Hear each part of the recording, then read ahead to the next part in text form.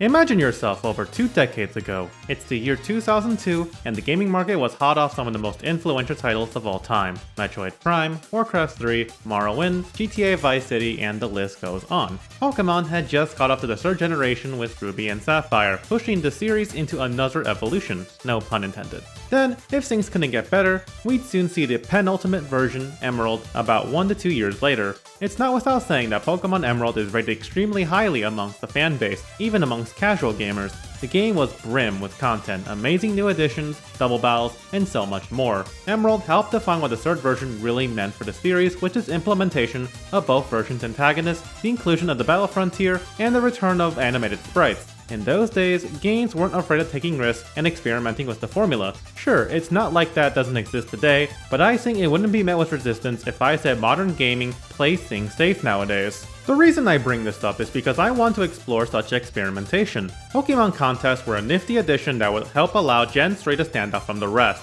It made its return in Gen 4, then disappeared before coming back with the ORAS remix. After that, it would never really see the light of day ever again. The anime took advantage of contests, giving us some of the most enjoyed and fleshed out story arcs of its entire run. In regards to the games, it was nothing more than mainly silence and acknowledgement. Are contests boring? If we're going to start somewhere, let's discuss what exactly happens in these Pokemon contests. For the sake of the video, we're going over Generation 3's contest. Gen 4 will happen at a later time. In Pokemon Emerald, contests can only be done in Lily Cove City as compared to Ruby and Sapphire, which had them across the entire region. There are 5 categories to participate in: Beauty, Cool, Cute, Smart, and Tough. Along with that are 4 ranks of Normal, Super, Hyper, and Master. All Pokemon can participate in the normal rank, then once they win a ribbon, can participate in the ascending ranks. When participating in a contest, it'll split between 2 portions: primary and secondary judging. In primary, your Pokemon will be judged based on its conditioning and sheen. In order to improve a Pokemon's condition, you will need to feed your Pokemon Pokeblocks. Of course, Pokeblocks are made by playing the Blender minigame. The color and flavor will determine which condition improves. Furthermore, nature plays a part in the growth rate of conditions as well as giving the player a lot to think about. Now, naturally, if you're like me, you'd realize just how time-consuming this all is. I'm usually the sort of player who's perfectly fine getting items naturally.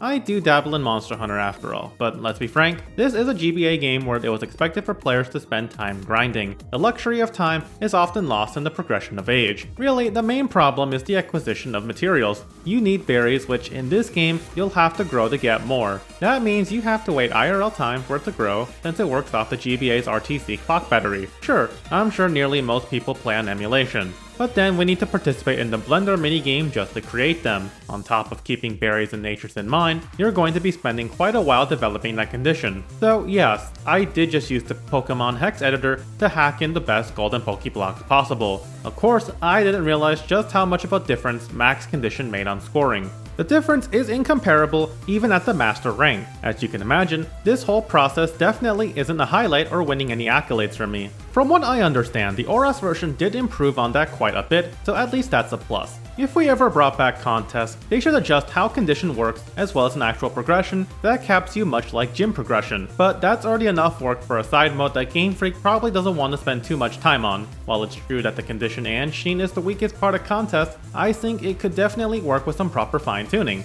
Maybe we should pray for a Pokemon contest ROM hack. Please do it. I'll sell my soul. Now, the secondary judging is where the real gameplay comes in. In this, you'll have 5 appeal rounds in which you select the move for your Pokemon to make. The goal is to acquire hearts, which will work towards your final score. It's simple, which makes things easy to pick up. Where it gets fun is the selection of moves and combinations. You see, each move belongs to 1 to 5 contest categories, because if you select the move corresponding to the contest type, you'll add an applause. The Pokemon that receives the 5th applause will gain a bonus to their hearts. Otherwise, you'll cause the applause to decrease. Let's take the Smart category as an example. Smart moves are geared towards causing your opponent's Pokemon to jam. Jamming is just causing them to lose their hearts, even going into the negative indicated by the black heart. Of course, there are moves in other categories that do that as well. In fact, there's all kinds of effects such as rearranging the turn order and causing others to possibly skip their turn. There are also certain appeal combos you can perform to earn double hearts as well. Though you can't just shotgun it with high appeal moves. In the beauty contest, weather moves play a huge part in a juicy 8-heart combo. You can lead with something like Hail, then the next round you follow with Blizzard to double your heart.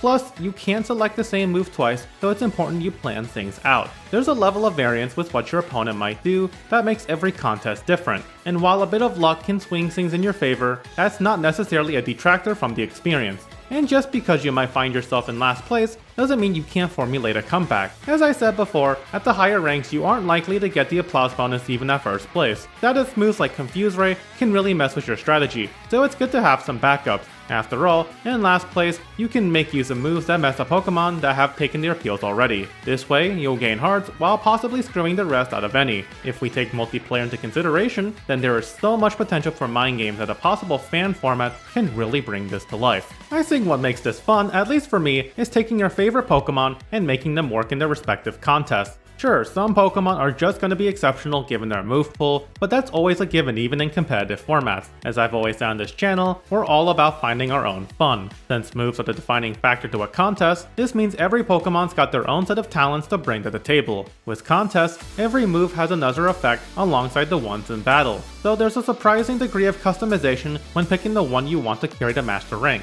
If you really want to make this feel like a journey, I'd recommend setting up some rules regarding condition caps and whatnot. I'm sure someone out there can cook a fine set, because if Game Freak isn't going to do anything about it, then it's up to the community to make do with what we got. For its debut generation, Pokemon Contest didn't start things off too badly. In fact, there's a ton of charm that I think is easily overlooked, though I personally think that Ruby and Sapphire did progression better with how they placed contest halls across the region. That way, normal rank is placed appropriately at the start where your move pool is more limited. However, I do think that they made the right call in Emerald. Most trainers are raising Pokemon with battle moves in mind. Plus, the move relearner would only be available later on, alongside the fact that you need hard scales to do that. So, with all that baggage, it's really easy to see why contests are generally ignored. This isn't even considering that Nuzlocke are just a more popular way to play these games, so the appeal of contests usually gets outshined because of how these games are made. Still, for what it's worth, I see sparkles of glitter amidst the copper. So I give Gen 3 Pokemon Contest a B rating on the Comboist scale.